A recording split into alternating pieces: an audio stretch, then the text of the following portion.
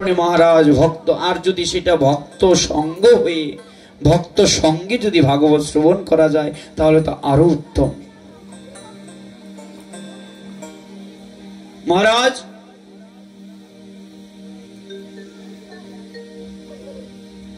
बोललेन ना ब्रह्मांड तारिते शक्ति धरे जने जने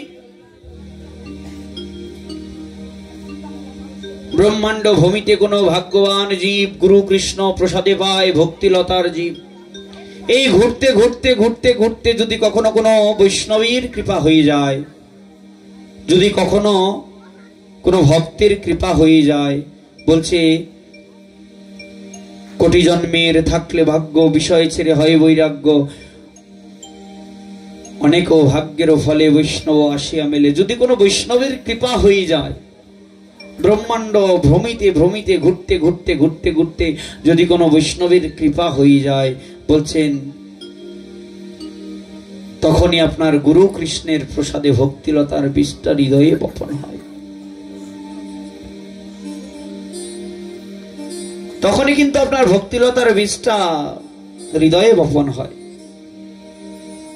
किन्तु जानेन तो आमरा साधु संग करतेई चाइ ना আমরা ভক্ত সঙ্গ করতেই চাই না কিন্তু আমাদেরকে যদি ভজন করতে হয় যদি ভগবত ভক্তি যদি লাভ করতে হয় সাধু সঙ্গের প্রতি তৃষ্ণা থাকতে হবে। টপিকে উঠে গেল না বলে পারলাম না। কিছুদিন আগে পিতা দেহ রেখেছেন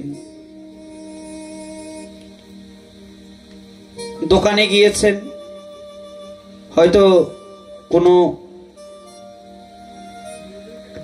একটা দুর্ঘটনার মাধ্যমে সিঁড়ি থেকে পড়ে গিয়ে হাত ভেঙে গেছে বাবার উদ্দেশ্যে বাড়িতে রামায়ণ গান দিয়েছেন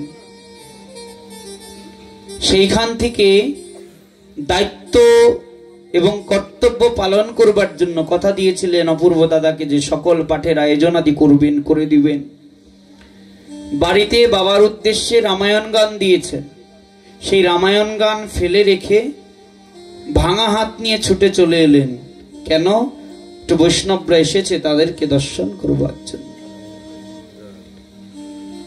আমি ওখানে বসে বললাম যে আপনি যদি ভগবত ভজন নাও করেন আপনি যদি ভক্তি জীবন যদি নাও থাকতেন তবুও ভগবান আপনাকে তার চরণে আশ্রয় দিত কেন জানেন আপনার উপরে সাধুদের টিকমার্ক পড়ে গেছে। এই যে সাধু সেবাগত প্রাণ ভক্ত সেবাগত যে প্রাণ এই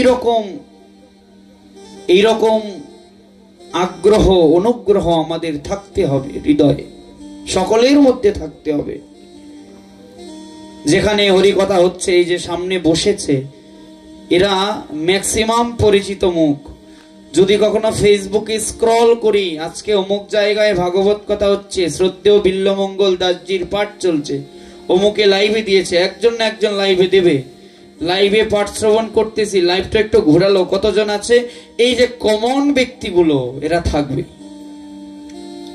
তো এই যে সাধু সঙ্গের ভাগবত কথা শ্রবণের যে একটা আকর্ষণ ভগবান বললেন কি শুধু কৃষ্ণ কথা তো কৃষ্ণ কথায় কৃষ্ণ কথায় বলছে শুধুমাত্র শ্রবণের দ্বারাই পরম মঙ্গল লাভ হয়ে যায় শুধুমাত্র ভাগবত এটাই ভজন। পরীক্ষিত মহারাজ তো অন্য কিছু আশ্রয় করে নাই তিনি তো শুধুমাত্র শ্রবণ করেছেন আর এই শ্রবণের দ্বারাই তিনি অমরত্ব লাভ করেছেন ভাগবত অমল পুরাণম শুধুমাত্র শ্রবণের দ্বারাই কেউ যদি শ্রবণের প্রতি আকর্ষণ রাখে কৃষ্ণ কথার প্রতি কৃষ্ণ কথা শ্রবণের প্রতি যদি অনুরাগ থাকে বলছে ওই আকাঙ্ক্ষা ওই অনুরাগটাই ভজন ওই অনুরাগ থেকেই ভজনের আপনার প্রয়াস হবে ভজনটা হবে। তো বলছেন মহারাজ ব্রহ্মাণ্ড ভূমিতে ভ্রমিতে ভাগ্যবান জীব গুরু কৃষ্ণ প্রসাদে পায় ভক্তিলতা জীব বীজ गुरु कृष्ण प्रसादे भक्तिलतार बीजटा आसे हृदये भक्तिलतार बीजटा बपन हय आमरा अनेके दीक्षा ग्रहण करी गुरुदेवेर काछ थेके अनेके दीक्षा ग्रहण करी मने करी कारो कृष्ण कथाय अनुप्राणित हयेछि ভক্তি জেগেছে, দীক্ষা নিয়ে ফেললাম। কিন্তু মহাজন বলছেন যে জল খাও ছানকে, গুরু ধরো জানকে। অর্থাৎ জল যদি পান করতে হয়, এখন তো টিউবওয়েল ভালো ফিল্টার আছে, এখন আর ছানার প্রয়োজন হয় না, কিন্তু আগের যুগে ছেঁকে জল পান করতে হতো। তো বলছে জল যদি পান করতে হয় ছেঁকে পান করতে হয়, আর গুরুকরণ যদি করতে হয় জেনে শুনে বুঝে গুরুকরণ করতে হবে, জেনে শুনে বুঝে গুরুকরণ করতে হবে। আমি জমি পতিত করে রেখেছি, জমিটা যদি আমার ভালো চাষার হাতে না পড়ে, আর সেই চাষা যদি জমিতে ভালো বীজ বপন না করে, যদি ঠিক করে হাল না দেয়, যদি সুন্দর প্রয়োজন মতো যদি ঔষধাদি সার যদি প্রয়োগ না করে, তাহলে কিন্তু ফসলটা ভালো হবে না। সেক্ষেত্রে চাষার নির্বাচনটা ভালো থাকতে হবে।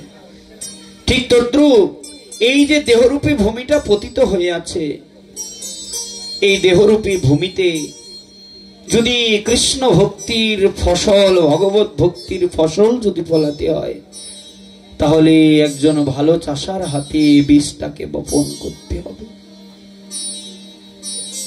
ভালো চাষার হাতে বীজটাকে বপন করতে হবে। যদি চাষা ভালো না হয় তাহলে কিন্তু বাবা ফসল ভালো হবে না। আর বীজ যে বপন করব, যদি উর্বর জমিতে বীজ বপন না করি, তাহলে কি সেই বীজ সঠিকভাবে অঙ্কুরোদ্গম হবে? মহাজন বললেন ঠিক তদ্রূপ কিবা বিপ্র কিবান্যাসী শূদ্র কেনে নয়, যে কৃষ্ণ তত্ত্ববেত্তা সেই গুরু হয়।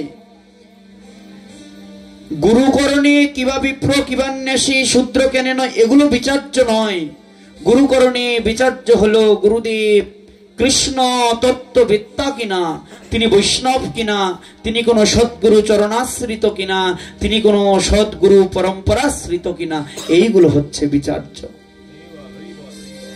মহাজন বললেন সম্প্রদায় বিহীনা মন্ত্রা নিষ্ফলামতা, অর্থাৎ কেউ যদি সম্প্রদায় বিহীন কোন গুরুদেবের কাছ থেকে মন্ত্রাদি গ্রহণ করে, বলছে সেই মন্ত্র নিষ্ফল হয়ে যায়। কেউ যদি কোনো গুরুদেবের কাছ থেকে মন্ত্র গ্রহণ করে এবং সেই গুরুদেব যদি সম্প্রদায় ঠিক না থাকে, যদি অসৎ পরম্পরার যদি ভুক্ত হয়, বলছে সেই মন্ত্র নিষ্ফল হয়ে যায়। মহাপ্রভুর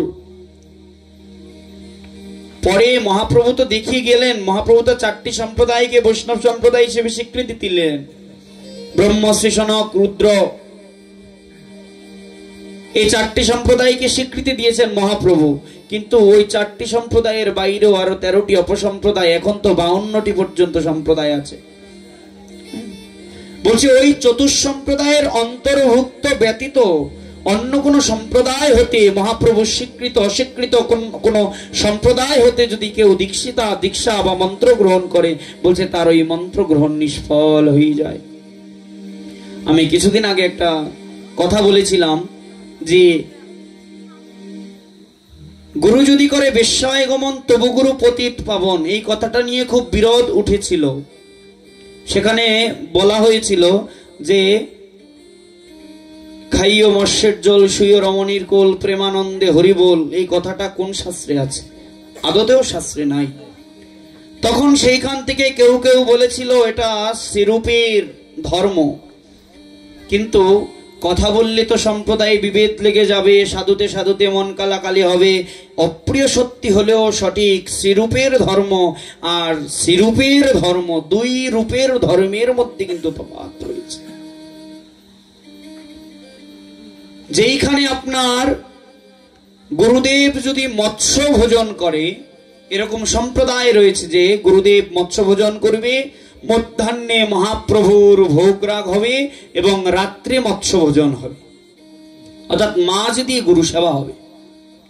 এই যে সম্প্রদায়ের সিদ্ধান্ত, পঞ্চাঙ্গ তিলক করা, এককণ্ঠী তুলসী ধারণ, এই শ্রীরূপের প্রবর্তিত পথ আর রূপ গোস্বামী পাদের প্রবর্তিত পথ, দুই পথের মধ্যে কিন্তু আকাশে এবং পাতালে তফাৎ রয়েছে। বর্তমানে আমাদের দক্ষিণাঞ্চলে, আমি বলবো না, বললে আমাকে অনেকেই হয়তো আমার উপরে তাদের ক্রোধ বর্ষণ হতে পারে, কিন্তু এই দুই রূপের মধ্যে আমাদের উচিত রূপ গোস্বামী পাদের আনুগত্যে ভজন গ্রহণ করা। কেন? বুঝতে হবে, সম্প্রদায়ের বিবাদ আছে। মহাপ্রভুর সমসাময়িক কালীন সময়ে আরে সাক্ষাৎ নিত্যানন্দ প্রভুর পরম্পরাতেই তো সহজিয়া ঢুকে গিয়েছিল, নেড়ানেড়ি হয়ে গিয়েছিল।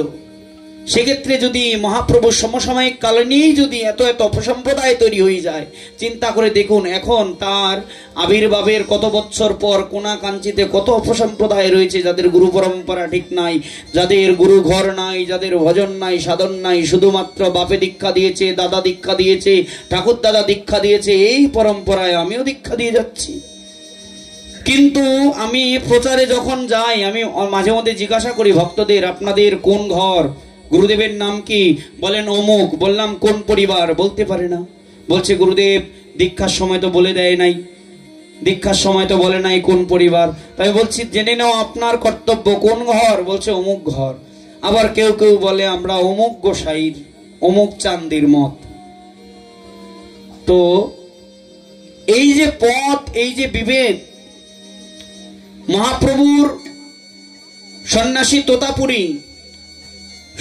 তোতাপুরী তৎকালীন সময়ে 13টি অপসম্প্রদায়কে নিষেধ করেছেন আমাদের গৌড়ীয় ভজন থেকে। 13টি অপসম্প্রদায়কে বিভেদ করেছেন। আর এখন তো কোনাকাঞ্চিতে আরো 52টি সম্প্রদায় হয়েছে।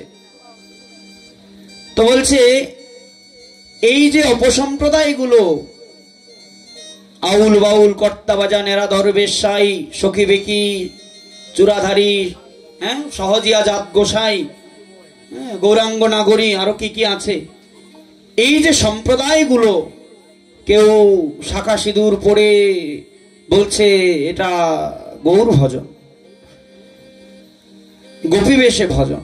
গোপী বেশে ভজনটাকে শাস্ত্রে নিষিদ্ধ বলে নয়। ভগবানকে গোপী না হলে ভগবত কুঞ্জে প্রবেশ করা যায় না, ঠিক আছে, কিন্তু গোপী ভজন যদি করতে হয় হৃদয়ে রেখে করতে হবে, হৃদয়টাকে গোপী করতে হবে, বাহ্যিক ভাবে গোপী বেশটা দেখানোর জন্য নয়।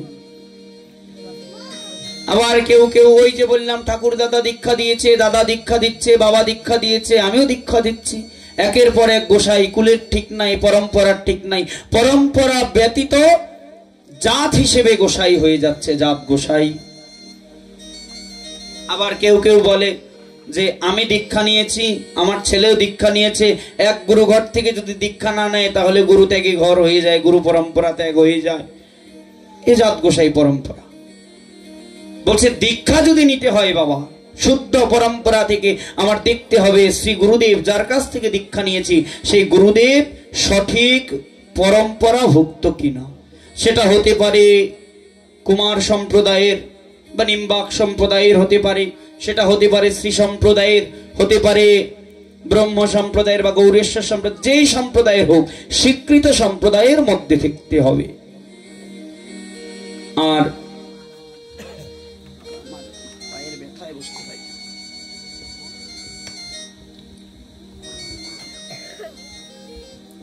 যদি গুরুদেবের কৃপাটা যদি সেইভাবে হয়, যদি গুরুদেবকে যদি সেইভাবে যদি গ্রহণ করা হয়, গুরুদেবের কৃপাটাও সেইভাবে বর্ষিত হবে।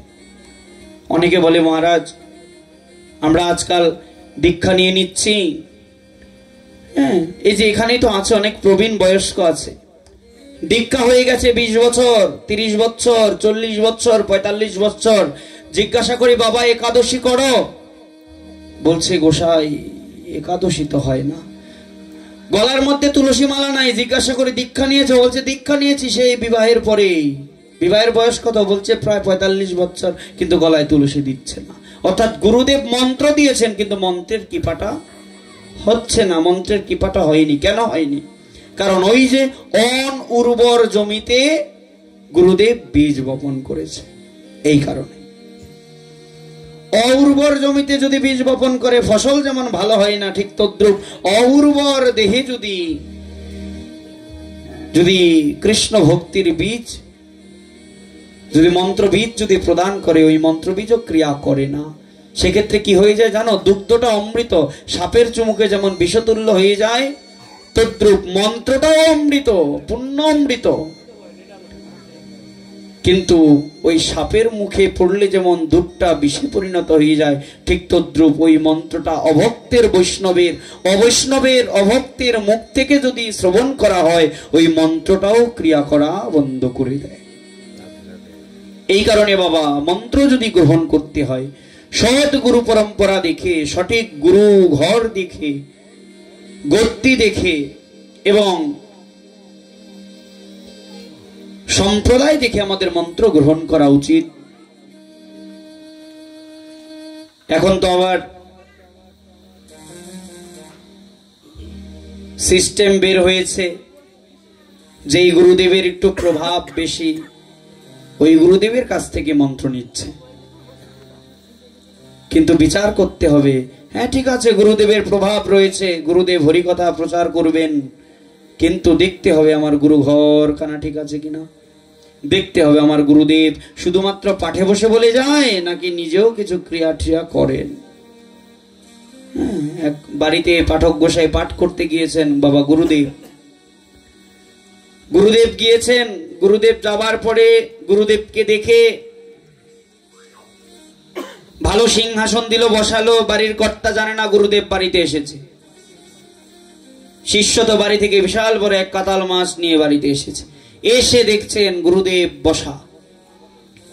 হ্যাঁ গোসাই আপনি এসেছেন, আমি তো জানতাম না। হাই হাই রে, কি সর্বনাশ হলো। মাছের ভ্যাগটা না হাত থেকে ফেলে দিয়ে বলছেন, এই কিরে, কে কোথায় আছিস? গুরুদেব এসেছে, একটু জানালি না? গুরুদেব বলছে, বাবা ওইটা কি ব্যাগের মধ্যে? বলছে কাতাল মাছ। কি মাছ? কাতাল মাছ। মাথাটা বড় আছে। ব্যাসপীঠে বসে আসলে আলোচনা করাটা অযৌক্তিক, কিন্তু টপিকে চলে আসলো। দেখুন আমাদের কিভাবে মানে আমরা শাস্ত্র মনগড়া তৈরি করে কিভাবে আমরা সিদ্ধান্তের পরিবর্তন করি। দেখুন, কাতাল মাছ দেখেছে। এখন কাতাল মাছ দেখে তো গুরুদেব তো প্রসাদ বুঝি, নিরামিষ বুঝি, শিষ্যরা জানে। কিন্তু কাতাল মাছ দেখে গুরুদেবের নিতাই গৌর হরিবল হয়ে গেছে। এখন গুরুদেব বলছেন, ওরে এত বড় একটা মাছ এনলি, আমি আজকে বাড়িতে আসলাম। গোসাই আপনি চিন্তা করবেন না, বাড়িতে ফ্রিজ আছে, মানে ই করে ফ্রিজে রেখে দেবো। আপনি এসেছেন যেহেতু নিরামিষই হবে, আমরা জানি কৃষ্ণ ভক্ত বৈষ্ণবরা নিরামিষ ভোজন করে, প্রসাদ ভোজন করে, আপনি চিন্তা করবেন না, আমরা নিরামিষের যথেষ্ট আয়োজন রেখেছি। এখন বলছে তুই কাছে আয়। যে শাস্ত্র টাস্ত্র বুঝিস কিছু, জানিস কিছু? শাস্ত্র টাস্ত্র কিছু জানিস, কিছু বুঝিস? বলছে একটা পুরাণ আছে, ওই পুরাণের নাম হচ্ছে আপনি পুরাণ। এই পুরাণে বলছে যে 6 প্রকারের মৎস্য নিরামিষ রূপে গ্রহণ করা যায়। 6 প্রকারের মৎস্যকে নিরামিষ রূপে গ্রহণ করা যায়। গুরুদেব শাস্ত্র তো পড়ি না, আপনি সাক্ষাৎ শাস্ত্র হিসেবে গ্রহণ করেছি, আপনি যা বলবেন তাই হবে। তো বলছে আরে শোন। বলছে রুইতস্য কাতলস্য মৎস্যরাজ ঐলিশ চৈব কই মাগুর সিং চিতলস্য ষষ্ঠমস্য নিরামিষ। অর্থাৎ ইলিশ, রুই, কাতাল, কই, মাগুর মানে যত দামি দামি মাছ আছে, এই সকল মাছকে শাস্ত্রে নিরামিষ বলেছে। অতএব কাতাল মাছ খেলে দোষ নাই। তুই বৌমাকে বল কি সুন্দর করে আমানি করে একদম রান্না করে জয়নিতাই আমি পাবো, সমস্যা নিরামিষ তো। খট্টাঙ্গ পুরাণের কথা তা আমি আবার বলি যে খট্টাঙ্গ পুরাণ কাকে বলে জানেন? যেমন এক খাটের 4টা পায়া থাকে, কখনো কখনো মাঝখান থেকে জলই ছুটে যায়, তখন একটা ঠ্যাং দিয়ে জাগাই দেওয়া লাগে। তো অতএব 4 পুরাণ 18 পুরাণে যে সিদ্ধান্ত নাই, কখনো কখনো নিজের মন করা সিদ্ধান্তকে উপস্থাপন করার জন্য ওই খাড়ের মধ্যে ঠ্যাং দিয়ে যেমন খাট জাগান লাগে, জলইন জাগান লাগে, ঠিক তদ্রূপ মাঝে মধ্যে নিজের সিদ্ধান্তকে প্রতিষ্ঠা করার জন্য আমরা শাস্ত্র বহির্ভূত একখানা শাস্ত্র বচন দাঁড় করায় দিই, এটাকে বলে খট্টাঙ্গ বচন। তো আমাদের সমাজে খট্টাঙ্গ বচনের লোকের অভাব নাই। হ্যাঁ, অনেকে বলছে বাবা গুরু যদি করে বেশ্যাগমন তবু গুরু পতিত পাবন, মানে গুরুদেব একদিকে করবে, পতিত আগমন করবে, আর আমার গুরুদেব যখন আমার ঘরে আসবে তখন সে একদম দুধে ধোয়া। বিচার করতে হবে, দীক্ষার পূর্বে গুরু বিচার করতে হবে। যদি গুরু বিচার করে, হরিভক্তি বিলাসী স্পষ্ট বলেছে। এক জায়গায় একজন বলছেন যে গোসাই, হরিভক্তি বিলাসে বললেন যদি গুরুকরণ করতে হয় গুরুর সঙ্গে 6 মাসের সহবাস করা প্রয়োজন। এখন একজন গুরুদেব বাড়িতে গিয়েছেন, শিষ্যের নতুন বিবাহ হয়েছে। আপনার এগুলো একটু কষ্ট হচ্ছে শুনতে, কিন্তু তীক্ষ্ণ কথা হলেও একটা উদ্দেশ্য নিয়ে কথাগুলো বলছি, আপনারা একটু মনোযোগ দিয়ে শ্রবণ করবেন। হুঁশিয়ার, সাবধান থাকাটা জরুরি। জয় রাধে, জয় রাধে। তো বললেন এই যে গুরুদেব গিয়ে বললেন যে 6 মাসের সঙ্গ, তখন 6 মাসের সহবাস, গুরুর সঙ্গে 6 মাসের সহবাস কিরকম? বলছে 6 মাস গুরুদেবের সঙ্গে থাকতে হবে, ঠিক আছে, একটু প্রমোশন করে দিলেন, 6 মাসের প্রয়োজন নাই, 1 রাত্রি যথেষ্ট। ও যদি বেটা জানতো যে সহবাস শব্দের অর্থ যে শুধু বাহ্যিক অর্থ নয়, সহবাস শব্দের অর্থ সঙ্গে বাস হয়, অর্থাৎ গুরুদেবের সঙ্গে থেকে কৃষ্ণ ভক্তি, কৃষ্ণ কথা শেখা, কৃষ্ণ ভক্তি শেখা, ভজন অনুশীলন করা, এইটাকে যে বোঝায়, তবে তো ওই রকম সিদ্ধান্ত দিত না। ঠিক তদ্রূপ শাস্ত্রে এক একটি অর্থের অনেক, এক একটি শব্দের অনেক অর্থ হয়, কিন্তু সঠিক শাস্ত্র জ্ঞান না থাকার কারণে আমরা উল্টো পাল্টা সিদ্ধান্ত দিয়ে আমরা কি করি না, আমরা জগৎকে ভ্রমিত করে ফেলি। কিন্তু বলছেন সেই দিকে সাবধান থাকতে হবে। আমরা ভজনীয় গুরু ধরব, আমরা ভগবত ভজনীয় গুরু ধরব, কিন্তু সেই গুরু অবশ্যই সদ্গুরু পরম্পরা ভুক্ত হতে হবে। সেই গুরুদেব অবশ্যই গুরু পরম্পরায় শুদ্ধ ভজন স্তরের হতে হবে, তবে গুরু আমরা ধরব। দেখুন মহারাজ, গুরু কৃপাটা 3 ভাবে বর্ষিত হয়। মহাজন বললেন গুরু কৃপা 3 ভাবে বর্ষিত হয়। একটি হচ্ছে সাধারণ কৃপা, একটি হচ্ছে অতি কৃপা, একটি হচ্ছে অতি অত্যান্তিক কৃপা। সাধারণ কৃপাটা কেমন? আমি গুরুদেবের কাছ থেকে দীক্ষা নিয়েছি, গুরুদেবের কাছ থেকে দীক্ষা নিয়েছি, তারপর গুরুদেবের মতো আমি আমার মতো, গুরুদেব কৃপা করে দীক্ষা দিয়েছেন, ওই হয়তো একটু মাঝে মধ্যে নাম ঠাম ধ্যান করি, একটু বাক্য আদি পালন করি, এই ওই যে কৃপাটা বর্ষণ করেছেন সাধারণ কৃপা, এটা হয়েই যায়, হয়তো সুকৃতি ছিল। অতি কৃপাটা কেমন?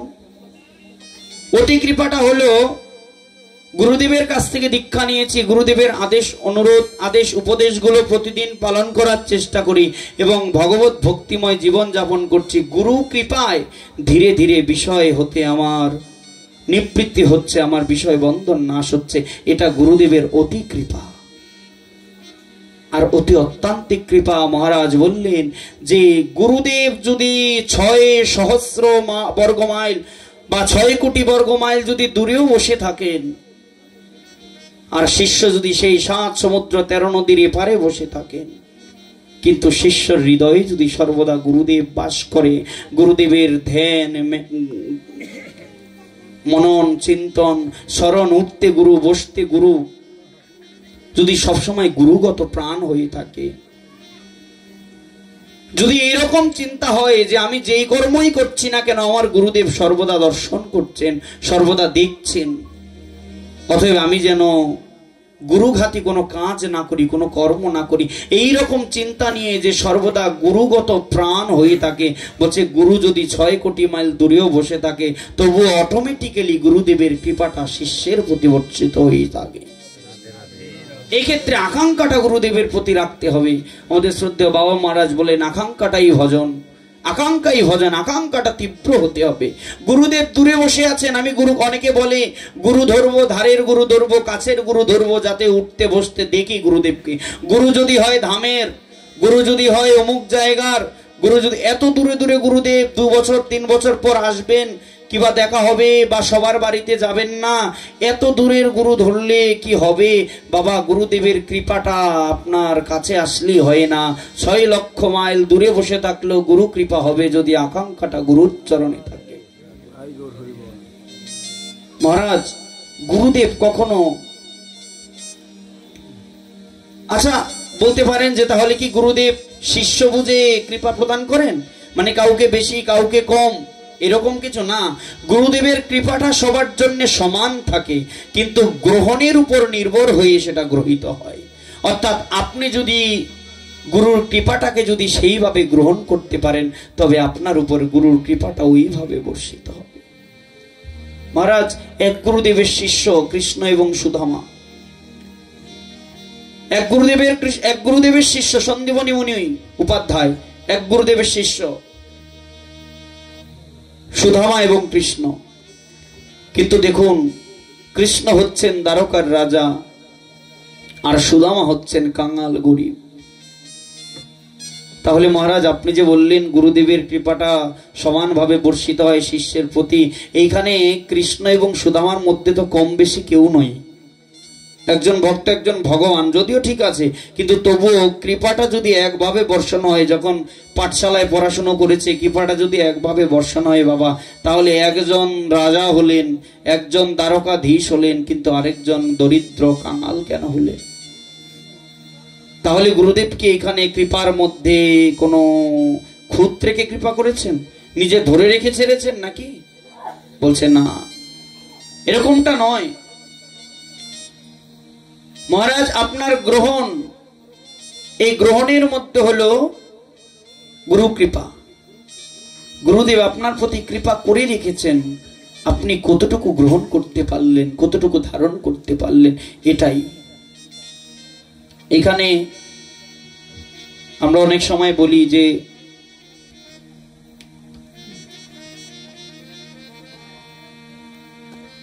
এই যে কৃষ্ণ দ্বারকার রাজা হলেন, এই সম্পূর্ণ দান হলো সুদামার। আচ্ছা, ভক্তই তো ভগবানকে ভগবান করেন নাকি? যদি ভক্ত না থাকেন, তাহলে ভগবানের যে ভগবৎ স্বরূপ, এটা জগতে প্রকাশ পায় কিভাবে? এই কারণে মহারাজ, ভক্তই পারে ভগবানকে, ভগবানের আসনে ভগবানের মাহাত্ম্যকে প্রচার করতে।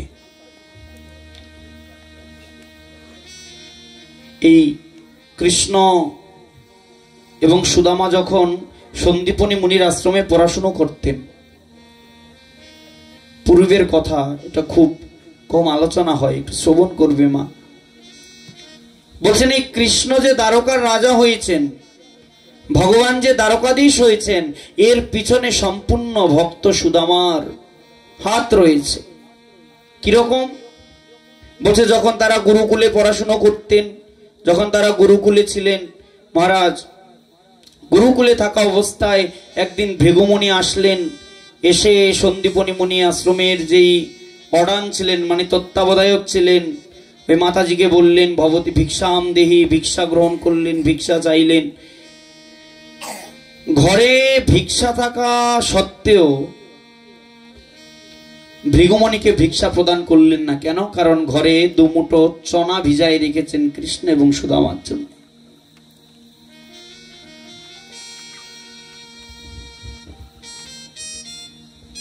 ঘরে দুমুঠো চনা ভিজায় রেখেছেন কৃষ্ণ এবং সুদামার জন্য। উদ্দেশ্য হচ্ছে দুজন ফুল তুলতে পুষ্পচয়নে গিয়েছে, যদি বাগান থেকে ফিরে আসে দুজনকে চনা দেব, কিন্তু এই চনাগুলো যদি আমি ভিক্ষা হিসেবে দিয়ে দিই, তাহলে তো ছেলেগুলা, ছোট মানুষ, এসে কষ্ট পাবে। দুপুর পর মধ্যাহ্ন পর্যন্ত খিদায় থাকতে হবে। এই কারণে ওই ভিক্ষাটা দিলেন না। দূরে গিয়ে ভৃগুমণি মনে মনে চিন্তা করলেন, এত বড় একটা গুরুকুল, এত স্টুডেন্ট, এত শিষ্য পড়াশুনো করে, কিন্তু ঘরের মধ্যে ভিক্ষা জুটলো না। এটা হতে পারে? এত যাগযজ্ঞাদি হয়, ঘরে দানা শস্য নাই, এটা হতে পারে? দিব্য জ্ঞানের দ্বারা দেখতে পেলেন যে ঘরের মধ্যে পুটুলিতে চনা, ভেজানো চনা আছে, কিন্তু ওই শিষ্যদের জন্য রেখেছেন চনা, ভিক্ষা স্বরূপ দেননি। সঙ্গে সঙ্গে বললেন যে একজন ভক্তের চাইতে আপন শিষ্যদের প্রতি বেশি দৃষ্টি, বেশি চিন্তা, আমি অভিশাপ করলাম, ওই চনা যে গ্রহণ করবে সে শ্রীহীন হয়ে যাবে। ওই চনা যে গ্রহণ করবেন সে শ্রীহীন হয়ে যাবে। পাশে একটি বৃক্ষের মধ্যে সুদামা বসে বসে শ্রবণ করলেন। হায় রে, মুনিবর কাকে কাকে অভিশাপ দিলেন? এই কুলে তো আমাদের গুরুকুলই রয়েছে, হয়তো গুরুকুল থেকে এসেছেন, হয়তো গুরুকুলে ভিক্ষা পাননি, ভিক্ষা গ্রহণ করতে পারেননি, যার কারণে গুরুকুলে গুরুমাকে অভিশাপ দিয়েছেন। সঙ্গে সঙ্গে গমন করলেন গুরুকুলের দিকে। কেন? ওই চনাগুলোকে রাখার জন্য, যেন কেউ না খেয়ে ফেলে। ছুটে চলে যাচ্ছেন। এমত অবস্থায় ভগবান পুরুষোত্তম কৃষ্ণ তিনি দুই পাশে দুই হাতে দুটো পুটুলিতে করে চনাগুলো নিয়ে আসলেন। ভাই সুদামা, এটা কম রিডিউসড। ভাই সুদামা, এই দেখ গুরুমা আমাদেরকে পুষ্প চয়ন করতে পাঠালেন, আর এই সঙ্গে করে কিছু ভেজানো চনা দিয়েছেন, যেন আমরা দুজনে ভাগ করে খাই। সুদামা মনে মনে ভাবলেন, হায় ভগবান, তাহলে চনাগুলো আমাদের জন্যই ছিল, কিন্তু পুটুলিগুলো কৃষ্ণের কাছে। যদি কৃষ্ণ খেয়ে ফেলে তাহলে আমার ভগবান জন্মের জন্মে শ্রীহীন হয়ে যাবে। যিনি ভক্ত তিনি সর্বদা চেষ্টা করেন কিভাবে ভগবানকে সেই ভক্তি সুখটাকে দেওয়া যায়। দেখুন, আমরা সারা জীবন ভগবানের কাছে শুধু চেয়ে যাই, ভগবান আমার এটা চাই, আমার ওটা চাই, আমাকে এটা দিন, আমাকে ওটা দিন, সারা জীবন শুধু চেয়ে যায়। কিন্তু যিনি শুদ্ধ ভক্ত, যিনি ভক্ত, তিনি কখনো ভগবানের কাছে চান না, কিছু চাইতে পারেন না, কারণ তিনি জানেন যে ভগবান তার অন্তরের বাসনা, অন্তরের সকল কিছুকে জানেন। তিনি তো অন্তর্যামী, তিনি তো ভক্তের সেই ভারকে তিনি ধারণ করে আছেন। গীতায় ভগবান বললেন না, অনন্য চিন্তয়ন্তে মাম যে জনা পর্যুপাসতে তিসাম নিত্যই অভিযুক্তানাম যোগক্ষেমম বহমহম। হে অর্জুন, আমাকে অনন্য চিন্তার দ্বারা, ভাগবত বললেন অকাম সর্বকাম মোক্ষ কাম উদারদি তীব্রেণ ভক্তি যোগেন যজেত পুরুষ পরম। সেই তীব্র ভক্তি যোগের দ্বারা, তীব্র আকাঙ্ক্ষার দ্বারা, অনন্য চিন্তার দ্বারা যদি কেউ আমাকে স্মরণ করে, অর্জুন আমি কুলি হয়ে, জানো তো, আমি কুলি হয়ে আমার ভক্তের ভারকে বহন করে নিয়ে যাই। ঠিক তদ্রূপ যিনি ভক্ত তিনি জানেন যে ভক্তের তো চিন্তার কারণ নাই, ভক্তের সকল কিছুকে ধারণ করে আছে ভগবান। ভগবান গীতায় প্রতিশ্রুতি দিয়েছেন, এটা ভক্ত জানেন। এই কারণে ভক্ত কখনো ভগবানের কাছে কিছু চান না, জানেন তো। এমনকি ভক্ত ভগবানের কাছে স্বর্গসুখ তো দূরের কথা, স্বর্গসুখও তিনি প্রার্থনা করেন না। একজন ভক্তের আকাঙ্ক্ষাই হচ্ছে সর্বদা গোবিন্দের সেবা করা, সর্বদা ভগবানের সেবা করা, এটাই হচ্ছে ভক্তের আকাঙ্ক্ষা। আমাদের ভজনের যে 5টি রস, শান্ত, দাস্য, সখ্য, বাৎসল্য, মধুর, এবং 3 প্রকারের মার্গ, সেই মোক্ষ বিসন্দিনী ভক্তি, বৈধি ভক্তি এবং রাগাত্মিকা বা রাগানুগা ভক্তি, এর মধ্যে যারা শান্ত রসের ভক্ত তারা মোক্ষ বিসন্দিনী ভক্তির যাজক, যারা দাস্য রসের ভক্ত তারা বিধি ভক্তির যাজক, যারা সখ্য, বাৎসল্য এবং মধুর রসের ভক্ত তারা হচ্ছেন রাগাত্মিকা বা রাগানুগা ভক্তি মার্গের যাজক। সেই ক্ষেত্রে এই যে দাস্যভাবে, শান্তভাবে, সখ্যভাবে, বাৎসল্যভাবে এবং মধুরভাবে যে ভগবানকে ভজন করছেন, রাগানুগা, এই যে ভগবানের সঙ্গে যে সম্বন্ধটা, যে সম্পর্কটা, এই সম্পর্কের মধ্যে কিন্তু যে ভগবত স্বরূপের যে জ্ঞান তার চাইতে বেশি হচ্ছে অনুরাগের ভজন। অর্থাৎ কখনো ভগবান আমার জন্যে, আমি ভগবানের মানে ভগবান আমার কাছে সন্তান স্বরূপ, কখনো ভগবান সখ্য মানে সখা স্বরূপ, কখনো ভগবান মধুর ভাবে, ভগবান মধুর রসে তিনি পতি, তিনি কান্তা, কান্ত স্বরূপ। যদিও বিধি ভক্তিকে অতিক্রম করে কখনো রাগাত্মিকা ভক্তিতে পৌঁছানো যায় না, পূর্বে বিধি ভক্তির অনুশীলন, তারপরে রাগাত্মিকা বা রাগানুগা ভক্তি। কিন্তু এই যে সুদামা যে কৃষ্ণের প্রতি ভক্তিটা ছিল, এই ভক্তিটা ছিল সখ্য ভাবের ভক্তি, অর্থাৎ ভগবানের প্রতি তার ছিল সখা সখ্য ভাব। যদিও হৃদয়ে জানা ছিল যে আমার সখা কৃষ্ণ সাধারণ কেউ নয়, সাক্ষাৎ বৈকুণ্ঠপতি, সাক্ষাৎ গোলকপতি, সাক্ষাৎ ভগবান, ইতে চাংশ কলাপুংশ কৃষ্ণস্তু ভগবান স্বয়ং। কিন্তু ওই যে সখা বেশ, সবাই তো সখা হতে পারে না, আর সবাই কৃষ্ণের সখা হওয়ারও যোগ্য নয়। বলছে পথের যাওয়ায় আসায় তো কত বন্ধু মিলে যায়, পথের যাওয়ায় চলায় ফেরায় তো কত বন্ধু বান্ধব অর্জন হয়ে যায়, দেখা হয়ে যায়, কিন্তু সবাই তো সখা হতে পারে না। যে সঙ্গে খায়, সঙ্গে বসে, সঙ্গে ওঠে, সঙ্গে চলাফেরা করে, সর্বদা সঙ্গে খায়, সে তো সখা। একদিন ভগবান গাভী চড়াতে এসেছেন ভান্ডির বনে, মা যশোদা পুটুলিতে করে মধ্যাহ্নের আহার দিয়েছেন। বন্ধু মধুমঙ্গল, শ্রীদাম, সুদাম সকলে মিলে কিছু না কিছু আহার নিয়ে এসেছেন। কেন? আজকে আমরা বসে সবাই একত্রে ভোজন করব। সুন্দর করে বৃক্ষ নিচে বসে ভগবানের সখারা সেই পত্রগুলোকে পাতলেন, ভক্ত একজন পারস করে দিলেন। ভগবান বসেছেন, চারপাশে ঘিরে বসে আছেন সখারা। ভগবান বলছেন, আজকে আমার মা আমার জন্য ছানা মাখন পাঠিয়েছে। এই শ্রীদাম, এই সুদাম, এই তোদের জন্য কি পাঠিয়েছে রে? দেখছেন কারো জন্য লুচি, কারো রুটি, কারো মিঠাই, এক একজন এক এক কিছু পাঠিয়েছেন। সবাই আহার গ্রহণ করলেন। ভগবান বললেন, দে মাখন পাঠিয়েছে। এই দেখি শ্রীদাম কি পাঠিয়েছে, তোরটা কিরকম হয়েছে দেখি। ভক্ত খাচ্ছে, সেইখান থেকে উচ্ছিষ্টটাকে ভগবান নিজে নিয়ে গ্রহণ করছেন। আপনি কখনো পারবেন ভগবানকে নিজের উচ্ছিষ্ট প্রদান করতে? কেন? কারণ ওইখানে ভাবটা আপনার অন্যরকম। সেইখানে আপনি মনে করছেন তিনি জগদেশ্বর, অখিলাণ্ড কোটি ব্রহ্মাণ্ড নায়ক, আমি তার দাস। কিন্তু ওই যে ভগবৎ স্বরূপ হলেও সখা ভাব, সখা সখ্য ভাব। ভগবান কখনো, ব্রহ্মা তো শুধু শুধু মোহিত হয়নি। এত বড় সৃষ্টির যিনি সৃষ্টিকর্তা, সে ব্রহ্মা, তিনি দেখছেন কি রে, নাকি ভগবান কখনো পুতনাকে বধ করছে, কখনো অগাসুর, কখনো বকাসুরকে বধ করছে।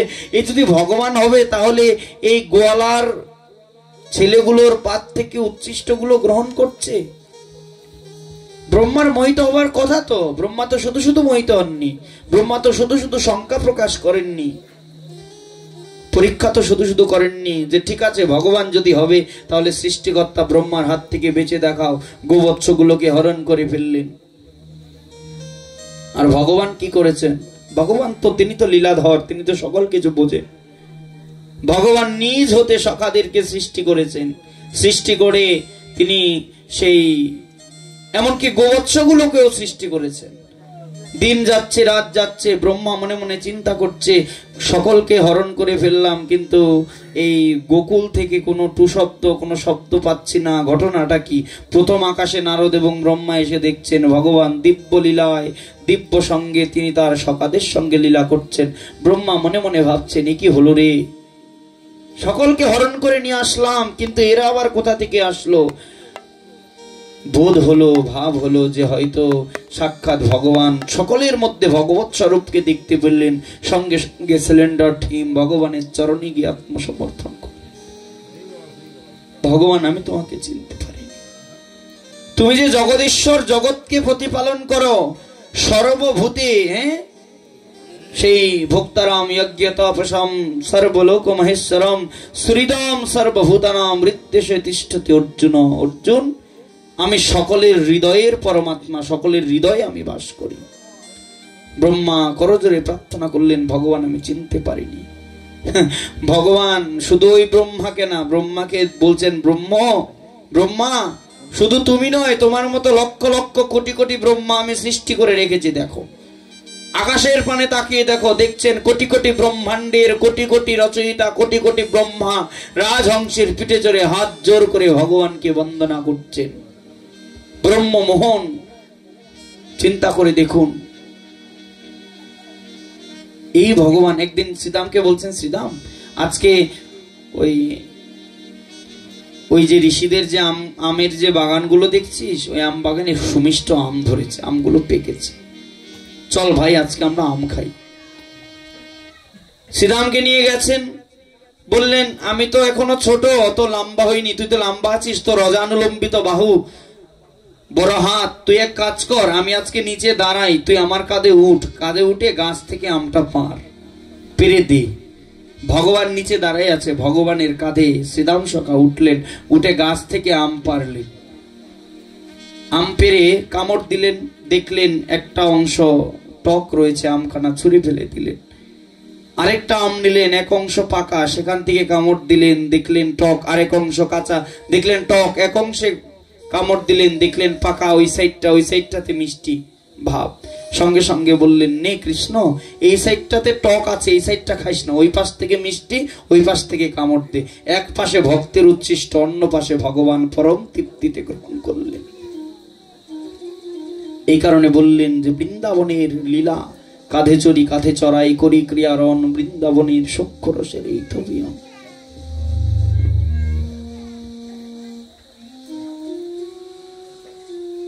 সুদামা সখা তিনি জানতেন যে ওই চনাগুলোর মধ্যে অভিশাপ রয়েছে, চাইলে তিনি চনাগুলো ছুঁড়ে ফেলে দিতে পারতেন, কিন্তু মনে মনে চিন্তা করলেন যদি চনাগুলো ছুঁড়ে ফেলে দিই তাহলে ওই চনা থেকে গাছ হবে, গাছ থেকে গাছের ফলগুলো যে খাবে সে লক্ষ্যহীন হয়ে যাবে, এটা আমি করতে দিতে পারি না। কেন? ওই যে ভক্ত কখনো কারো অমঙ্গল চান না, ভক্ত ব্রহ্মাণ্ড তারিতে শক্তিধরের জন্য জনে, ভক্ত কখনো কারো অমঙ্গল চান না।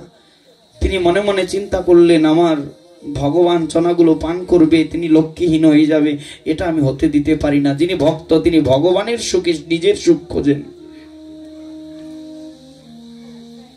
মা ঘরে বিগ্রহ সেবা করি, সবাই বিগ্রহ রাখি, ঘরের ছোট ছেলেটাকে শিখিয়ে দিচ্ছি বাবা পরীক্ষা ভগবানের কাছে চা, যে ভগবান পরীক্ষায় যেন আমি পাস করতে পারি। আমি তো করছি, আমি তো চেয়ে যাচ্ছি, ঘরের ছেলেটাকেও আমি ভগবানের কাছে শিক্ষা দিচ্ছি যে তার কাছে চাইতে হয়, চাইলেই পাইবি, তার কাছে চাইতে হয়। আমি তার কাছে শুধুমাত্র চাইতেই শিখিয়ে গেলাম। কিন্তু কখনো আমরা ভগবানের কাছে গিয়ে নিজেকে আত্মসমর্পণ করে কখনো এইরকমটি করি না, করতে চাই না, যে যদি কখনো সুযোগ হয় ভগবানের কাছে গিয়ে বসে যে ভগবান প্রতিদিন তো তোমার কাছে চেয়ে গেলাম, যা চেয়েছি তুমি তাই দিয়েছ, কিন্তু আজ আমি তোমার কাছে চাইছি ভগবান, আজ আমি দেওয়ার, আজ আমি দানের ঝুলি নিয়ে বসেছি, আজ আমি ভক্ত, আমি দানের ঝুলি নিয়ে বসেছি, তুমি ভগবান সারা জীবন তোমার কাছে চেয়ে গেছি, আমি, তুমি দানি, আমি গ্রহিতা, সারা জীবন তোমারটাই গ্রহণ করেছি, কিন্তু আজ আমি দানের ঝুলি নিয়ে বসেছি, বলো ভগবান তুমি ভক্তের কাছে কি চাও? কোনদিন বলার সুযোগ হয়েছে মা? কোনদিন বলেছেন? সবাই তো ঘরে ঘরে গোপাল সেবা করেন, গোবিন্দের সেবা করেন, কতজন বলেছেন যে গোপাল সারা জীবন তোমার কাছে চেয়ে গেছি, কিন্তু আজকে আমি দানের ঝুলি নিয়ে বসেছি, বলো তোমার কি চাই? যদি ভগবত বিগ্রহে যদি মুখ ফোটাতে পারেন, সেদিন ওই বিগ্রহতে ভগবান কি বলবে জানেন? ভগবান বলবেন আমার কিছু চাই না, আমি চাই শুধু একটু প্রেম আর ভক্তি, আমি শুধু চাই একটু প্রেম আর ভক্তি। কিন্তু জানেন তো এই প্রেম আর ভক্তিটাই ভগবানকে দিতে পারলাম না। সকল কিছু দিয়েছি, সবাইকে সবকিছু দিয়েছি, স্ত্রীর মনের বাসনা পূর্ণ করেছি, সন্তানকে সঠিক শিক্ষা দিচ্ছি, বড় বড় স্কুলে পড়াচ্ছি, সংসারের সকলকে পর্যাপ্ত ভরণ পোষণ দিচ্ছি, কিন্তু ভগবানের যে দুটো চাহিদা প্রেম আর ভক্তি, প্রেম আর ভক্তিটা তাকে দিতে পারছি না। জগতে সকলের বাসনা পূরণ করছি, কিন্তু যার চরণে নিজেকে সমর্পণ করলে সমস্ত সুখ, সমস্ত প্রশান্তি সেই পরমেশ্বর, সেই ইষ্ট, সেই ভগবান, তাকে প্রেম ভক্তিটা প্রদান করতে পারছি। তো যিনি ভক্ত তিনি সর্বদা চিন্তা করেন, চেষ্টা করেন যে আমার ভগবানের সুখে আমার সুখ। ঠিক তদ্রূপ ভক্ত সুদামা মনে মনে চিন্তা করলেন আমি তো হতে দিতে পারি না, যেহেতু আমি জানি যে এই চনাগুলোর মধ্যে অভিশাপ রয়েছে, অথবা আমি চনাগুলো ভগবানকে খেতে দিতে পারি না। তিনি মুহূর্ত খুঁজলেন যে কখন ভগবানের কাছ থেকে চনাগুলো নিয়ে যাবেন। হঠাৎ করে জানেন তো, বলছে না ভক্তের তীব্র আকাঙ্ক্ষা যদি থাকে সমগ্র প্রকৃতি তাকে সাহায্য করেন। সঙ্গে সঙ্গে মেঘ আচ্ছন্ন হয়ে বৃষ্টিপাত হলো। বৃষ্টিপাতের সঙ্গে সঙ্গে ভগবান সুদামাকে বলছেন, এই সুদাম ভাই আয়, একটি গাছের নিচে আয়, বৃষ্টিতে ভিজে যাবি তো, ঠান্ডা লাগবে। বড় একটি গাছের নিচ দিকে দাঁড়িয়েছেন, একজন এক গাছে উঠেছেন, ভক্ত সুদামা দেখে বড় একটি গাছ, সঙ্গে সঙ্গে ওই কোমর থেকে চনাগুলোকে ছিড়াই নিয়ে বড় গাছে উঠে পড়েছেন। উঠে পড়ে বলছেন, কৃষ্ণ বলছেন, হ্যাঁ সুদামা তুই গাছে উঠলি ভালো কথা, আমার কাছে চনাগুলো নিয়ে গেলে। সঙ্গে সঙ্গে চনাগুলো নিয়ে ভক্ত সুদামা সব নিজে খেয়ে ফেললেন। আরে আমার জন্য তো রাখবি কিছু নাকি? গুরুমা দুজনকে দিতে বলেছেন, দুজনকে গ্রহণ করতে বললেন, তুই একা খেয়ে ফেললি সব, এটা কোনো কাজ করলি ভাই? সেদিন মনে মনে হয়তো কৃষ্ণ চিন্তা করেছেন, কিন্তু আমার বন্ধু আমার চনাগুলো খেয়ে ফেললো, কিন্তু আসলে ভক্তের মনে আছে জানা। সেদিন ভগবান চিন্তা করলেও ভক্ত তিনি তো ভগবানের সুখকে উপলব্ধি করেন। দেখুন, আমরা সংসার গঠন করি। মহাজন বলছেন, যেই সংসারে কৃষ্ণ ভক্তি নাই, যেই সংসার কৃষ্ণ ভক্তি শূন্য, ওই সংসার হচ্ছে বরাহের সংসার। শুধুমাত্র পুত্র পরিজন প্রতিপালন, আত্মীয় পরিবার পরিজন স্বজন, সার সব অসার সংসেজে আছে। কিন্তু যদি এই সংসারের মধ্যে থেকে কেউ সারকে বুঝতে পারে, তবে তার পরিপূর্ণ সংসার কৃষ্ণ ভক্তির সংসার হবে। কৃষ্ণের সংসার করো ছানি অনাচার, জীবে দয়া কৃষ্ণ নাম সর্বধর্মসার। আমাদেরকে কৃষ্ণের সংসার করতে বলেছেন, কৃষ্ণ ভক্তির সংসার করতে বলেছেন। আমরা চাইলে প্রতিটি সংসারকে আমরা কৃষ্ণ ভক্তির সংসার করতে পারি, চাইলে প্রতিটি সংসারকে আমরা বৈকুণ্ঠ, আমরা বৃন্দাবনে পরিণত করতে পারি, কিন্তু আমরা করি না। দিনে দিনে আমরা ভগবত ভক্তি থেকে দূরে সরে যাচ্ছি, ভগবানের পথ থেকে দূরে সরে যাচ্ছি। ছোট্ট একটি কথা আছে, বলছে যদি কেউ নিজেদের ঘরকে যদি বৈকুণ্ঠে পরিণত করতে চায়, বলছে 5টি জিনিস যদি কারো ঘরে থাকে, সে তার ঘরকে বৈকুণ্ঠে পরিণত করতে পারে। বলছে কি কি? মহারাজ বললেন যে কারো ঘরে যদি বিষ্ণু শালগ্রাম শিলা থাকে, অথবা ভগবত বিগ্রহ নিত্য অর্চিত হয়, এবং বৈষ্ণব শ্রেষ্ঠ বৈষ্ণব নাম যথাশম্ভু, কারো গৃহে যদি বৈষ্ণব শ্রেষ্ঠ দেবাদিদেব মহাদেব সদাশিবের যদি নিত্য অর্চন হয়, কারো ঘরে যদি সাক্ষাৎ বিষ্ণু মাহাত্ম্য বহনকারী দক্ষিণাবর্ত শঙ্খ যদি অবস্থান করেন, কারো অর্চন মন্দিরে, কারো বিগ্রহ মন্দিরে যদি গরুর ঘণ্টা থাকে, এবং গৃহের আঙিনায় যদি একখানা তুলসী বৃক্ষ বা তুলসী মঞ্চ যদি থাকে, এবং প্রতিদিন সকাল সন্ধ্যায় যদি তুলসী মঞ্চে যদি প্রদীপ দেখানো হয়, বলছে এই 5টি জিনিস যদি প্রতিদিন কারো গৃহে থাকে, অর্চিত হয়, বলছে তার গৃহ সাক্ষাৎ বৈকুণ্ঠে পরিণত হয়।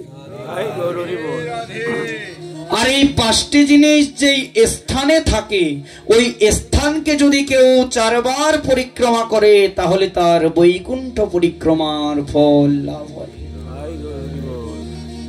এই কারণে মহারাজ যার যার সংসারকে বৈকুণ্ঠ করুন, যার সংসারকে বৃন্দাবন করুন।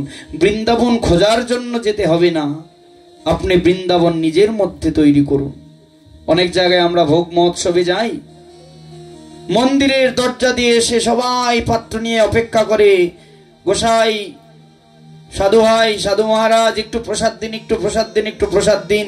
কেউ বলছে বাবার জন্য, কেউ বলছে মার জন্য, কেউ বলছে সন্তানের জন্য। সঙ্গে সঙ্গে বলি ঠিক আছে, প্রসাদের মাত্র রয়েছে, প্রসাদ দিলাম, কিন্তু চাইলে তো প্রতিদিন নিজের সংসারে মহাপ্রভুকে দিয়ে প্রসাদ তৈরি করে প্রতিদিন পেতে পারেন। নিজের ঘরকে বৃন্দাবন করুন না। আপনি ঘরকে বৃন্দাবন করেন নাই, হৃদয়ের মধ্যে বিষয়ে বাসনা নিয়ে বৃন্দাবন গেলেও আপনি বৃন্দাবনে বিষয় খুঁজবেন। ওই দেখবেন বড় বড় ইট পাথর, বড় বড় মন্দির, হ্যাঁ, এগুলো দেখতে পারবেন। কিন্তু যদি গৃহে বসে কৃষ্ণ ভক্তির সংসার করেন, গৃহটাকে যদি ভক্তিময় করেন, আপনি ওই বৃন্দাবনকে গৃহের মধ্যেই দর্শন করতে পারবেন। কিন্তু এই কারণে উচিত আমাদের হৃদয়ের আমাদের সংসারটাকে ভক্তিময় করা। বলছে 10-5 মিলে নিজ দ্বারেতে বসিয়া কীর্তন করি সবে হাতে তালি দিয়া। ঘরের মধ্যে যে কজন রয়েছে সকাল সন্ধ্যা আমরা সন্ধ্যা প্রদীপ দিই, সন্ধ্যা প্রদীপ দিয়ে আমরা লক্ষ্মীকে সন্তুষ্ট করি। যে গৃহের মধ্যে একটু সন্ধ্যাবেলা একটু সন্ধ্যা প্রদীপ দিয়ে দেবী লক্ষ্মীকে, আচ্ছা বলুন তো কোন দেবী, যেমন বিবাহিত দেবী লক্ষ্মী, তিনি তো অবশ্যই ভগবান পতি রূপে রয়েছেন ভগবান নারায়ণ, তিনি কি কখনো চাইবেন তার স্বামী ব্যতীত তিনি একা পূজা গ্রহণ করতে, স্বতন্ত্র পূজা গ্রহণ করতে? কোন স্ত্রী কি চায় তার স্বামী ব্যতীত নিজে সকল ভালো ভালো আহার গ্রহণ করবে, স্বামী বাজার থেকে আসবে তার জন্য একদম পড়ে যাওয়া যেগুলো বেঁচে রয়েছে ওগুলো? কোন স্ত্রী, যিনি সৎ স্ত্রী, তিনি চাইবেন? ঠিক তদ্রুপ আমরা লক্ষ্মী দেবীকে প্রসন্ন করছি ঘরে, কিন্তু লক্ষ্মী দেবী প্রসন্ন হন ভগবত ভক্তিতে, কৃষ্ণ ভক্তিতে, সেই ভক্তিটা আমরা পালন করছি। তাহলে আমরা লক্ষ্মী দেবীকে কিভাবে সন্তুষ্ট করব? ভগবান, আমি তো প্রথমেই বললাম, ভগবান তো কথা দিয়ে দিয়েছেন, ভক্তের চিন্তা করার কারণ নাই। ভক্ত খালি দেখবে, আজকে ভক্ত সুদামা তিনি দরিদ্র ব্রাহ্মণের জীবন যাপন করেছেন, কিন্তু আপনারা জানেন যে অন্তিমে গিয়ে কিন্তু ওই চিপিটক চূর্ণ খেয়ে ভগবান তার সকল অবাঞ্ছিতকে পূরণ করেছেন, জানেন না? তাহলে কেন? কারণ ভগবান তো জানে ভক্তের কি লাগে কি লাগে না, এটা ভগবান জানে, এটা দেওয়ার জন্য ভগবান বসে রয়েছেন। কিন্তু আমার কাজ হচ্ছে তাকে নিয়ে চিন্তা করা। ভাবছিস বসে চলবে কিসে? তুমি ভাববার কে? ভাবার যিনি ভাবছেন তিনি, তুমি ভাবো তারে। কিন্তু নিজেকে প্রশ্ন করুন, কোশ্চেন্স ইউরসেলফ, নিজেকে প্রশ্ন করুন, সেই ভাবনাটা কি ভাবতে পেরেছি? সকাল সন্ধ্যা 3 বেলা ভাবি ভগবানকে আজকে ডাকবো, কালকে ডাকবো, ভজন করব, কিন্তু ভজনটা হয়ে ওঠে না, কৃষ্ণ ভক্তিটা অনুশীলন হয়ে ওঠে না, ভগবত ভক্তিটা হয়ে ওঠে না। কেন? কারণ আমরা ভগবানকে দেখিয়ে যাই, ভগবান এটা দেব ওটা দেব, কিন্তু হৃদয় থেকে ভগবানকে কখনো ডাকি না। আজকে ভক্ত সুদামা গুরুকুলে পড়া শেষ, ভগবান দ্বারকার রাজা হয়েছেন, কিন্তু ভক্ত একটা জিনিস কি জানেন? ভাগবতমে এ ভক্ত সুদামার কোনো নাম উল্লেখ করেনি। ভাগবতমে দরিদ্র ব্রাহ্মণ রূপে উপস্থাপনা করলেন সুদামাকে, এর পিছনে রহস্য দিয়েছেন মহাজনরা। ভাগবতমে ভক্ত সুদামার নামকে সরাসরি উল্লেখ না করে শুধুমাত্র দরিদ্র ব্রাহ্মণ কেন দিলেন জানেন? কারণ ভক্ত সুদামাই একজন সখা, যিনি ভগবানের পরম বান্ধব, অর্থাৎ ভগবানের প্রতিটি সখার মধ্যেই গুণ রয়েছে, কিন্তু ভক্ত সুদামা ভগবানের হৃদয়ের সখা ছিলেন, খুব কাছের সখা ছিলেন। আর শাস্ত্র বলছে যে আমাদের কিছু কিছু নাম রয়েছে, যে নামগুলো সরাসরি মুখে উচ্চারণ করতে হয় না। তার মধ্যে একজন হচ্ছে যিনি সুরিত, মানে যার অবস্থান সর্বদা হৃদয়ে থাকে, তাকে সর্বদা গোপনে রাখলে ভালোবাসাটা বৃদ্ধি পায়, এই কারণে গোপনে রাখতে হয়। ভাগবতমে রাধারানীর নামকে উল্লেখ করেননি, সরাসরি প্রত্যক্ষ রূপে উল্লেখ করেনি।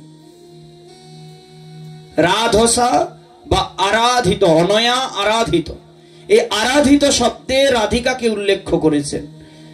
প্রত্যক্ষ রূপে শ্রী রাধা ভাবে রাধারানীকে উল্লেখ করা হয়নি। কেন জানেন?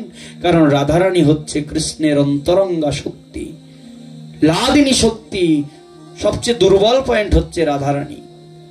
যদি সুখদেব গোস্বামী একবার রাধা নাম করতেন, 7 দিন পর্যন্ত অচৈতন্য অবস্থায় ভাবাবিষ্ট হয়ে থাকতেন।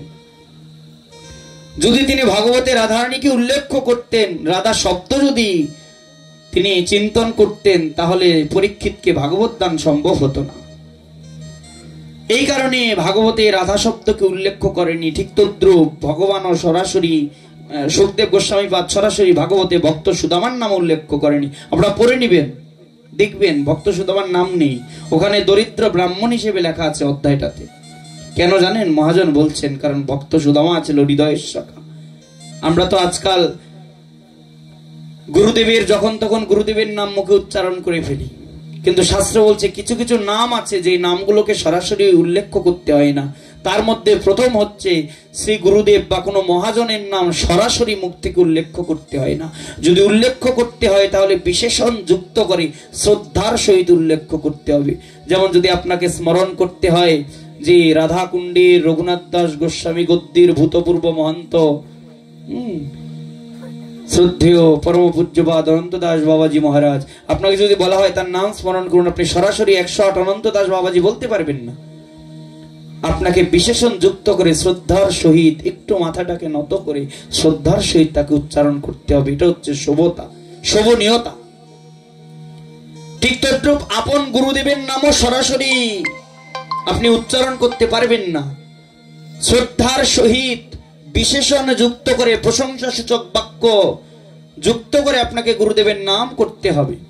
ঠিক তদ্রূপ পিতা মাতার নামও কেউ সরাসরি ভাবে উচ্চারণ করতে পারেন না, পিতা মাতাকেও শ্রদ্ধার সহিত নাম উচ্চারণ করতে হবে। যদি কখনো প্রয়োজন হয় তবেই পিতাকে নাম ধরে ডাকতে পারেন, নচেত বাবাকে নাম ধরে ডাকতে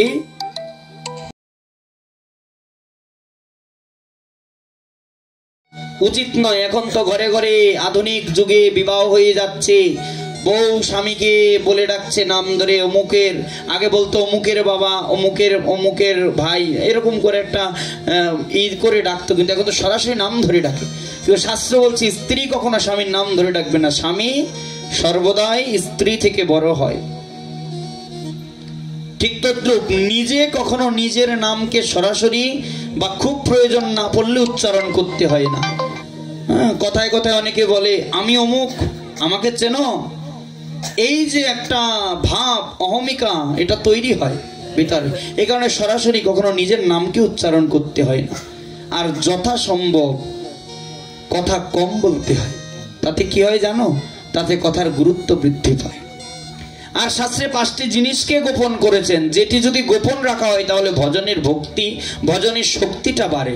তার মধ্যে প্রথম দিয়েছেন আরাধ্য বিগ্রহ, অর্থাৎ যেই বিগ্রহের আরাধনা করে, যার ইষ্ট যেই বিগ্রহ, যথাসম্ভব ওই বিগ্রহকে গোপনে রাখতে হয়, বিগ্রহের গুণকে গোপনে রাখতে হয়।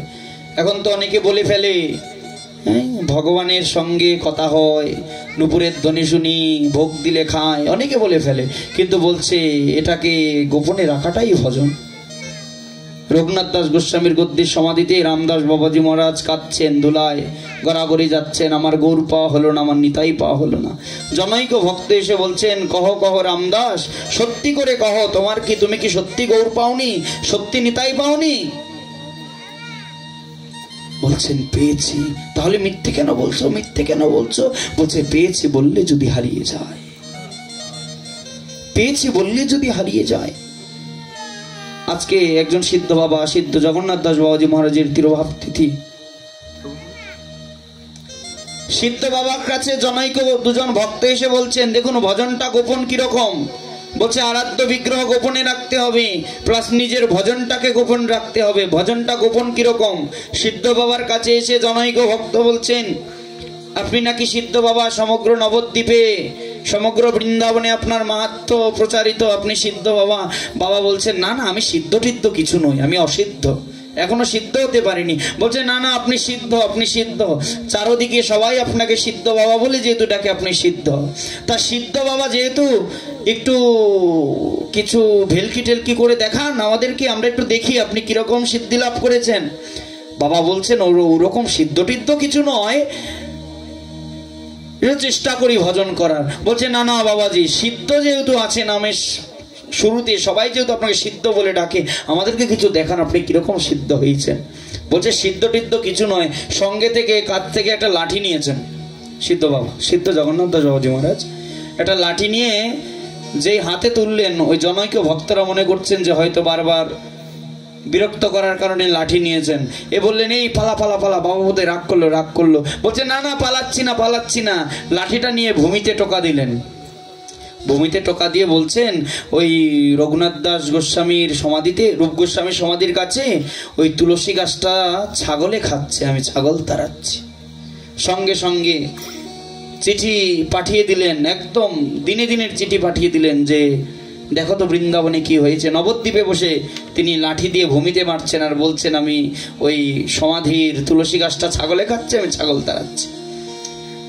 সঙ্গে সঙ্গে চিঠি এলো, হ্যাঁ আজকে গোস্বামীপাদের সমাধির তুলসী গাছটা কিছু ছাগলে এসে মুড়িয়ে দিয়েছে। সঙ্গে সঙ্গে চরণে পড়ে বলছে, বলেছেন সিদ্ধ বাবা, আর বললেন আমি সিদ্ধ টিদ্ধ নই। প্রকাশ করলেন না, ভজনটাকে গোপনে রাখতে হবে। গাছে আম ধরেছে, যতদিন পাতার আড়ালে থাকবে ততদিন আমটা সুরক্ষিত। যেদিন পাতা উন্মোচন হয়ে গাছের আমের লাল আভাটা সবাই দেখতে পাবে, বাচ্চাদের চোখে যাবে, তখনই কিন্তু গাছে ডিল পড়বে। এই কারণে মহারাজ ভজন যদি করতে হয় গোপনে করতে হবে। গোপনে করো গোপিকার রস আস্বাদন। ভজনটা গোপনে করতে হবে, ভজনটা প্রকাশ্য নয়। আমরা জিজ্ঞাসা করি কি খবর ভাই, কত মালা করেছো? হ্যাঁ এত মালা, ঠাস করে বলে ফেলি এত মালা করেছি, কিন্তু বলছে না গোপনে রাখতে হবে। তোমার ভজনটা তোমার কাছে গোপন। ঠিক তদ্রূপ গুরুদেব যে বীজ মন্ত্র দেয়, এই বীজ মন্ত্রটাকেও গোপনে রাখতে হয়। এই বীজ মন্ত্রটাকেও কখনো সপ্রকাশ্য বা স্বরে উচ্চারণ করতে হয় না। তদ্রূপ শ্রী গুরুদেবকেও গোপনে রাখতে হয়। অনেকে তো আজকাল গুরুর দ্বারা নিজের পরিচয় তৈরি করে। হ্যাঁ ঠিক আছে, অবশ্যই গুরুদেবের কৃপা রয়েছে, গুরুদেবের কৃপা না থাকলে, কখনো গুরু কৃপা বর্ষিত না হলে কেউ কখনো ভগবত ভক্তিতে অগ্রসর হতে পারে না। কিন্তু মনে করে আমি প্রচার করব, পেছনে ব্যানারে যদি বড় করে গুরুদেবের ছবি ছাপানো না হয়, যদি না পরিচয় দেওয়া হয় আমি অমুক গুরুদেবের শিষ্য, তাহলে হয়তো প্রচারটা ঠুনকো। হ্যাঁ গুরুদেব যদি অনুমতি দেয় ঠিক আছে, তুমি প্রচারে নাম উল্লেখ করতে পারো, তুমি গুরুদেবের প্রচার করো, মহাপ্রভুর প্রচার করো, সেই ক্ষেত্রে উল্লেখ করাটা স্বাভাবিক। কিন্তু অনেকে তো আজকাল গেঞ্জির মধ্যে গুরুদেবের ছবি চাপিয়ে দিচ্ছে, গেঞ্জির মধ্যে গুরুদেবের ছবি চাপিয়ে দিচ্ছে, জপের থলির মধ্যে গুরুদেবের ছবি চাপিয়ে দিচ্ছে। কিন্তু শাস্ত্র বলছে গুরুদেবকে তো গোপনে রাখতে হয়। আপনি আজকে গেঞ্জিতে গুরুদেবের ছবি চাপালেন, গোবিন্দের ছবি চাপালেন, বাথরুমে গিয়ে যখন গেঞ্জিটা ছাপবেন নাম ব্রহ্মরূপে, গুরুদেবের সাক্ষাৎ বিগ্রহ চিত্রপট আপনার গেঞ্জিতে রয়েছে, আপনি কি পারবেন গুরুদেবের ওই ফটো ধৌত জলটা বাথরুমে দিতে? সেই ক্ষেত্রে মহারাজ এইগুলো ভক্তিতে সাবধান রাখতে হবে। দেখুন গুরুবন্দনায় বললেন যে বন্দময়ী সাবধান মতে, সাবধানটাকে বলেছেন, সাবধানটাকে উল্লেখ করেছেন। ভজনে সাবধানতাটা জরুরি বাবা। ঠিক তদ্রূপ এই যে জপের মালিকা রয়েছে, এই জপের মালিকাকেও গোপনে রেখে জপ করতে হবে। এই বিষয়গুলোকে শাস্ত্রে গোপন বলেছে। এগুলো গোপনে রেখে যদি জপ করতে পারেন, যদি ভজন করতে পারেন, তবে ভজনটা তাড়াতাড়ি সিদ্ধ হয়, ভজনে অগ্রসরটা তাড়াতাড়ি আসে। তো মহারাজ ভাগবতে সেইভাবে সুদামাকে উল্লেখ করেনি। কেন? কারণ সুদামা ভগবানের কাছে একটা সুহৃদ, সর্বভূতানাম সুহৃদ রূপে রয়েছেন, এই কারণে সরাসরি ভাবে সুদামাকে উল্লেখ করেনি। তো ভগবান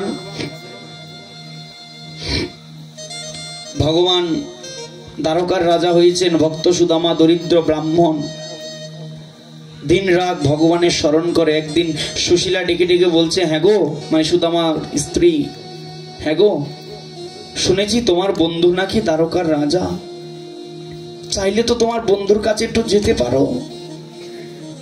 আরে আমাদের জন্য না হোক, আমাদের ঘরে ঘরে যে সন্তানগুলো রয়েছে এই সন্তানগুলোর জন্য তো একটু যেতে পারো, কিছুটা ভিক্ষা গ্রহণ করলে, যদি বন্ধুর ভিক্ষা নয়, বন্ধুর কাছে গেলে যদি তোমার সমস্যাগুলোর কথা যদি শেয়ার করো, আমার বিশ্বাস তোমার বন্ধু তোমাকে ফিরিয়ে দেবে না। মহাজন বলছেন এই যে ভক্ত সুদামা, এই ভক্ত সুদামার গৃহে একবেলা যদি ভোজন হতো তাহলে 5 বেলা ভোজন বন্ধ থাকতো। যদি একাদশী যদি একাদশী আগত হতো, ভক্ত সুদামা তিনি খুশি হতেন, নৃত্য করতেন একাদশীর আগমনে এবং বলতেন যে আজকে একাদশী, আজকে একাদশী, আজকে একাদশী। হেসে হেসে সুশীলা বলতো, হ্যাঁ গো আমাদের তো 2-3 দিনই একাদশী। অর্থাৎ আজকে একাদশী বলে খুশি হচ্ছ, কালকে সমগ্র বিশ্ব তারা প্রসাদ গ্রহণ করে পারনা করবেন, একাদশী ভঙ্গ করবেন, আর আমরা কালকেও একাদশী ব্রতই করব।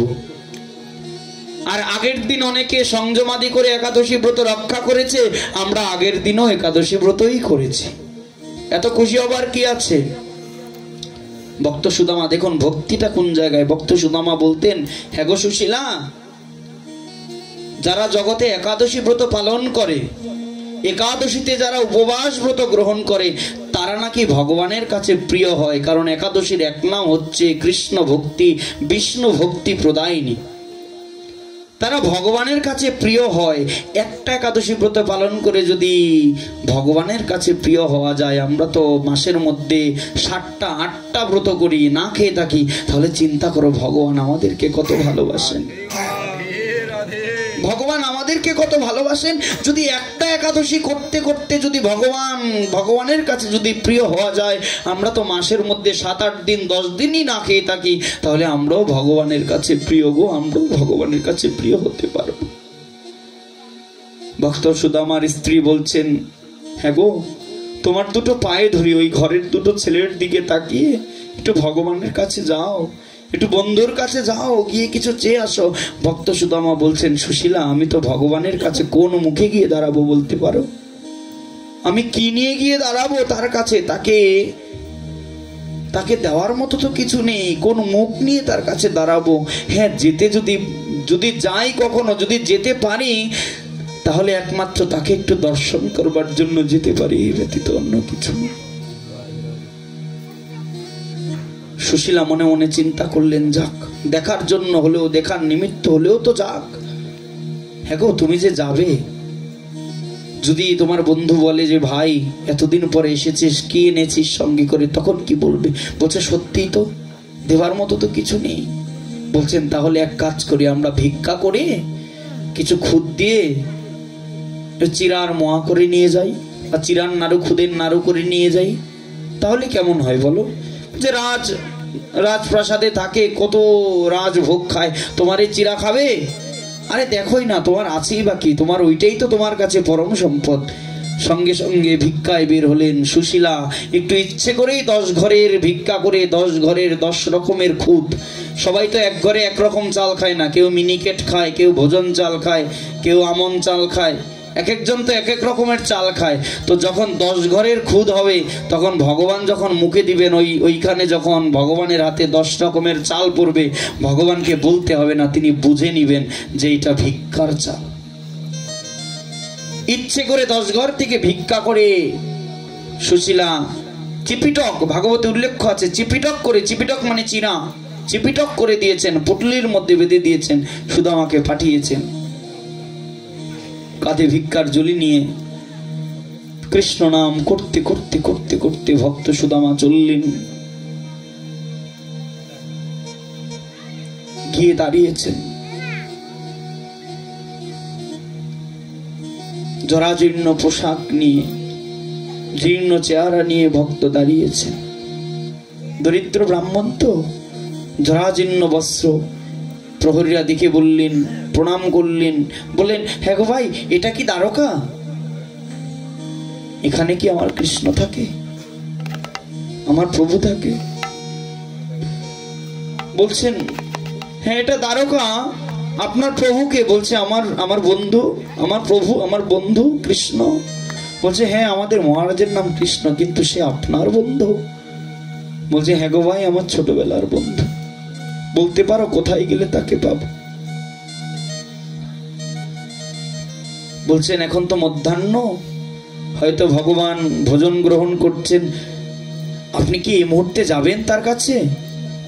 অনেকে ব্যাখ্যা করে মহারাজ পাঠে বসে, যে ভক্ত সুদামা যখন গিয়েছিল তখন নাকি প্রহরীরা ভক্তকে মেরেছিল, সুদামাকে নাকি লাঠি দিয়ে মেরেছিল, প্রহরীরা প্রহার করেছিল, অনেকে বলে, কিন্তু ভাগবতে উল্লেখ নাই। আরে ভাই, তারা ভগবানের প্রহরী, আমার আপনার মতো গেটের দারোয়ান নয়, অন্যের গেটের অন্যের ঘরের দারোয়ান নয়, আমাদের জাগতিকদের মতো নয়। তারা ভগবানের প্রহরী, তারা ভক্তকে চিনতে পারে। যখন দেখেছেন যে ব্রাহ্মণ, সঙ্গে সঙ্গে মাথা নত করে প্রণাম জানিয়েছেন প্রহরীরা, সম্মানের সহিত বলেছেন, ঠিক আছে, আপনি ক্ষণকাল প্রতীক্ষা করুন, আমরা ভগবানের কাছ থেকে অনুমতি নিয়ে তারপরে আসছি। গিয়ে চলে গেলেন, ছুটে চলে গেলেন প্রহরীরা। গিয়ে দেখছেন স্বরমণি পরিবেষ্টিত হয়ে রানীদেরকে নিয়ে ভগবান বসে বসে আহার গ্রহণ করছেন। দূর থেকে দাঁড়িয়ে অনুমতি চাইলেন, ভগবান আমরা কি আসতে পারি? এলেন, বলছেন, বলো কি সংবাদ? যে বাইরে একজন ব্রাহ্মণ দাঁড়িয়ে আছে, বলছেন, দাবি করছেন সে নাকি আপনার সখা, ভিতরে আসতে চাইছে, আপনাকে একটু দর্শন করতে চাইছে, তাকে কি আনবো? সঙ্গে সঙ্গে ভগবান গ্রাস বন্ধ করে দিলেন, গ্রহণ করা। বললেন, আমার সখা দরিদ্র ব্রাহ্মণ বাইরে দাঁড়িয়ে আছেন, কে সে, কি নাম তার? বলছেন নাম যখন জিজ্ঞাসা করেছি কি যেন বললো, কি যেন বললো, ও হ্যাঁ নামটা বললো সুদামা। যেই বলেছেন সুদামা, সঙ্গে সঙ্গে ভগবান